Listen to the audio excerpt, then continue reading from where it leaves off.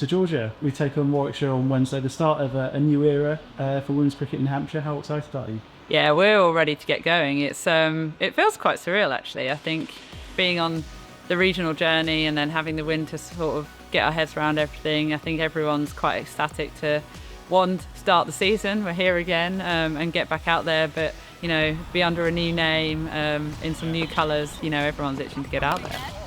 And we've played 3 friendlies so far, although one of them rained off pretty much up until this week. Bright sunshine, it's been really good for training outdoors. How's the prep been so far? Yeah, I think we're really happy with the lead-in. We've had glorious sunshine for the best part of 3 weeks, which was ideal. And again, I think we're already reaping the rewards of the new structure because, we've been able to get some players cricket in Tier 2, which is great for me, sort of sitting back and watching some of those girls go out and play over the weekend. But yeah, we feel ready and we've been really lucky to be outside here for the last month, really.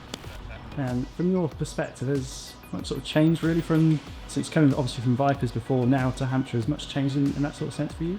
Yeah, do you know what? I think there's not been a huge amount of change in terms of the day-to-day running of everything, and I think that's testament and compliments to Hampshire cricket because they've always looked after us so well that for us with this new structure not much has changed from that respect, and even losing the head coach right before the start of the season, everything's felt relatively seamless and Pritch has stepped up. So it's been coming back from Australia, there was just such a lovely feel around the place. We've got a few new faces and a few new personalities who've livened the group up a little bit, and yeah, everyone seems ready and raring to go and in a really good place. You mentioned a few sort of new faces. For those perhaps people who are less aware of the squad and the team, are you able to sort of pick out a couple of names and sort of people to keep an eye on, if you like? This is always a danger question when I forget someone. But no, I think, look, it's really, what's been so pleasing is to see the likes of Daisy Gibb, Poppy Tulloch, Abby Norgrove, Ava Lee all graduate sort of through our academy programme and step up being one, not just into senior cricket, but also their first year as a pro cricketer.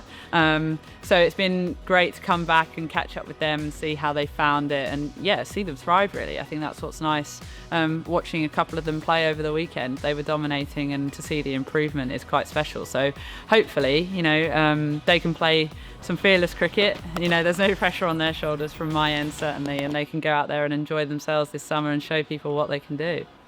And I suppose just going back to your winter, you mentioned you spent pretty much all winter out in Australia with New South Wales captaining them as well to the WNCL trophy. How did you find it over there? Oh, it was unbelievable. I'm incredibly lucky to go to New South Wales. They were one of the most special groups of people that I've been involved with really, and I think the culture out there taught me a lot, and it's always a learning curve. So I'm so happy. Sort of last year I made the decision to go out there and do it.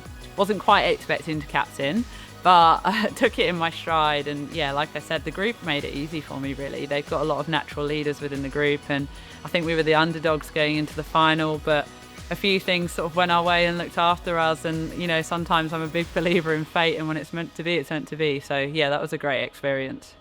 And just lastly, focus back to the summer here. What would sort of constitute a good season, if you like, either for yourself or for the team? I suppose obvious aims are to win as many trophies as we can, but what would you say would constitute a strong season? Yeah, I think standing here today, it feels really similar to the situation we were in 5 years ago when they just started the regional structure, and we were embarking on our new professional era of women's cricket. And albeit that we absolutely want to compete and we want to lift trophies and we want to win games of cricket, it does have that sense of not quite sure. We've got a real different group. We've got a different mix of personalities. We've got a nice balance of young and old.